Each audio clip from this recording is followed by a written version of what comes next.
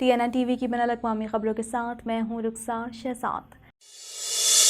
Canadian وزیر اعظم Justin Trudeau نے vaccine کو لازمی قرار دیے جانے کے خلاف سراپا احتجاج ٹرک مظاہرین سے احتجاج کے خاتمے کا مطالبہ کر دیا۔ اس حوالے سے مزید جانتے ہیں۔ دنیا بھر کی توجہ اوٹاوا پر مرکوز ہے کیونکہ اوٹاوا کی صورتحال ایک بحرانی موڑ پر پہنچ گئی ہے۔ ٹرک ڈرائیورز امریکہ اور کینیڈا کی سرحد پار کرنے کے لیے ویکسین کو لازمی قرار دیے جانے کے خلاف 29 جنوری سے سراپا احتجاج ہیں، جنہوں نے عارضی خیمے بھی قائم کر رکھے ہیں۔ موجودہ صورتحال کے بعد کینیڈین وزیر اعظم جسٹن ٹروڈو کی جانب سے ٹرکوں کے قافلے کے احتجاج کو ختم کرنے کا مطالبہ سامنے آیا ہے، جو اب ملک کے دارالحکومت میں اپنے دوسرے ہفتے تک بڑھ رہے ہیں۔ وزیر اعظم جسٹن ٹروڈو کا کہنا ہے کہ احتجاج کی وجہ سے لوگوں کو پریشانی کا سامنا ہے۔ کام کرنے کے خواہش مند لوگ اب احتجاج کی وجہ سے تھک چکے ہیں۔ جسٹن ٹروڈو نے کہا کہ یہ وبائی پابندیاں ہمیشہ کے لیے نہیں ہیں، تاہم اوٹاوا کے لوگ اپنے پڑوس میں ہراساں کیے جانے کے مستحق نہیں ہیں۔ خیال رہے کہ مظاہروں کے آغاز سے ہی کینیڈین وزیر اعظم نے یہ موقف اختیار کیا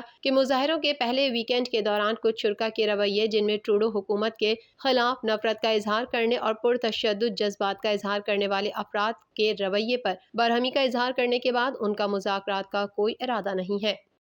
حکومت برٹش کولمبیا کسانوں کی مدد کے لیے میدان میں آ گئی۔ جنوبی ساحل میں تاریخی سیلاب کی تباہی کے 3 ماہ بعد بڑا بحالی پیکج کا اعلان کر دیا گیا۔ مزید جانتے ہیں اس رپورٹ میں۔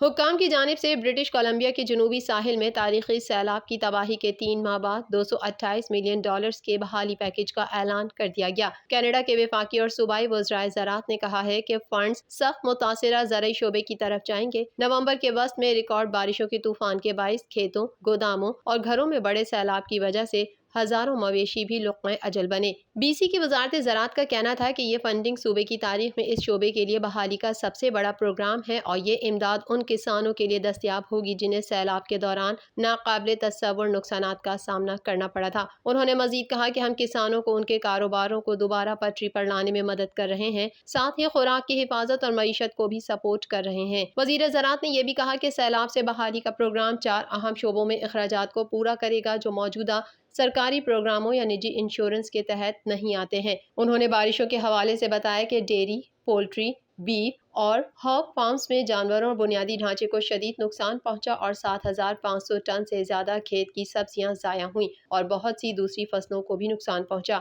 سیلاب اور لینڈ سلائڈنگ کے نتیجے میں BC کی تاریخ میں اب تک کی سب سے بڑی زرعی تباہی ہوئی اور یہ ہمارے صوبے میں کاشتکاری کے لیے اب تک کے بدترین سالوں میں سے ایک ہے۔ خیال رہے کہ سیلاب سے زرعی شعبے میں تقریباً $285 ملین کا نقصان ہوا ہے اور امید ہے کہ اس امداد سے خوراک کے نظام کو بحال کرنے میں مدد ملے گی۔ وفاقی وزیر زراعت میری کلاؤڈ بیبیو نے کہا ہے کہ ہم جانتے ہیں کہ بحالی کا راستہ آسان نہ ہوگا، لیکن ہمارے کسان اس سڑک پر اکیلے نہیں چل رہے ہیں۔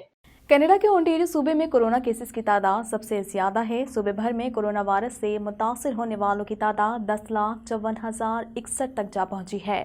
اس حوالے سے مزید جانتے ہیں۔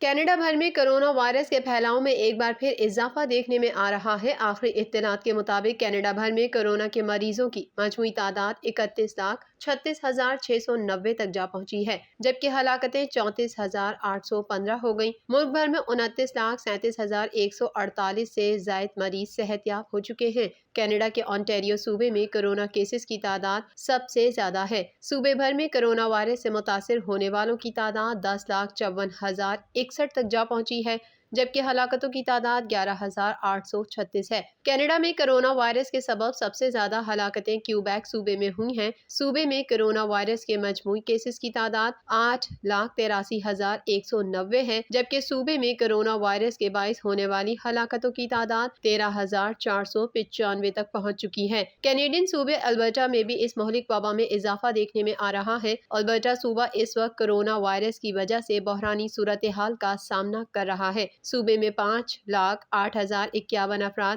کورونا وائرس سے متاثر ہوئے ہیں، جبکہ 3,673 افراد ہلاک ہو چکے ہیں۔ برٹش کولمبیا میں کیسز کی تعداد 3,33,925 ہے، جبکہ صوبے میں کورونا وائرس سے ہونے والی ہلاکتوں کی تعداد 2,707 ہے۔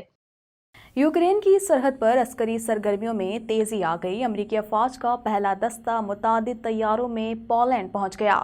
طیاروں میں بڑی مقدار میں جنگی ساز و سامان بھی پولینڈ پہنچا دیا گیا۔ مزید جانتے ہیں اس رپورٹ میں۔ یوکرین کی حمایت میں امریکہ کی افواج پولینڈ کی سرحد پر پہنچ گئی۔ برطانیہ نے بھی مزید 350 فوجی پولینڈ بھیجنے کا اعلان کر دیا۔ ماسکو میں فرانسیسی اور روسی صدور کی ملاقات میں یوکرین کے مسئلے کو مذاکرات کے ذریعے حل کرنے پر زور دیا گیا۔ یوکرین کی سرحد پر عسکری سرگرمیوں میں تیزی آ گئی۔ امریکی افواج کا پہلا دستہ متعدد طیاروں میں پولینڈ پہنچ گیا۔ طیاروں میں بڑی مقدار میں جنگی ساز و سامان بھی پولینڈ پہنچا دیا گیا۔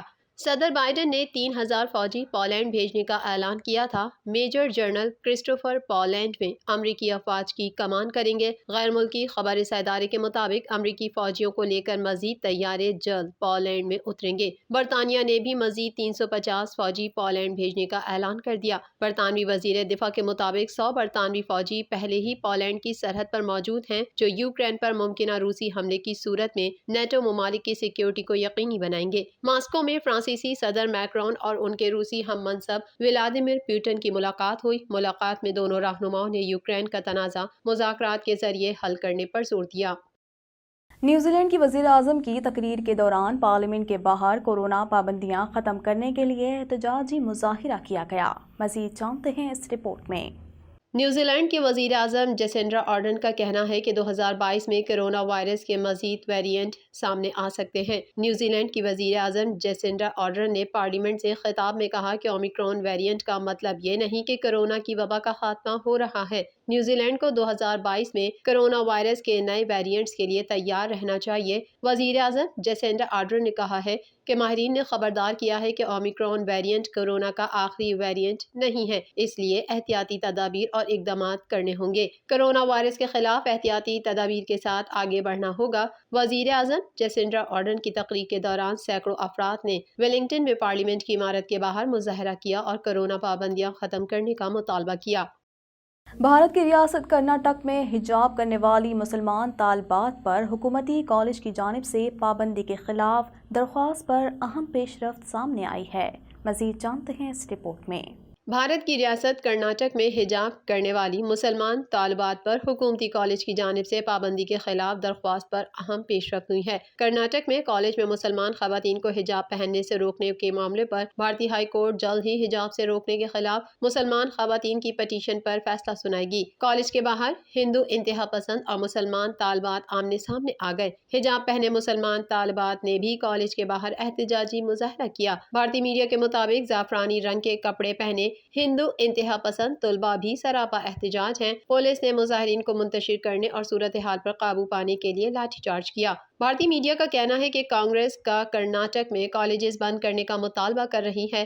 رہنماؤں کا کہنا ہے کہ حجاب کا معاملہ حل ہونے تک کالجز کو بند کیا جائے۔ گزشتہ روز کرناٹک کے کالج میں دلت ذات سے تعلق رکھنے والے طالب علم بی جے پی کے خلاف میدان میں آ گئے اور نیلے رنگ کے رومال پہن کر جے بھیم کے نعرے لگاتے ہوئے کالج میں داخل ہوئے۔ دلت طالب علموں کا کہنا ہے کہ بی جے پی کے کارکنوں کو زعفرانی رومال پہن کر آنے کی اجازت دی گئی تو وہ بھی اپنے مخصوص رنگ کے رومال پہن کر کالج آئیں گے۔ واضح رہے کہ کرناٹک کے کئی تعلیمی اداروں کے دروازے مسلم طالبات پر حجاب پہننے کے باعث بند ہو چکے ہیں۔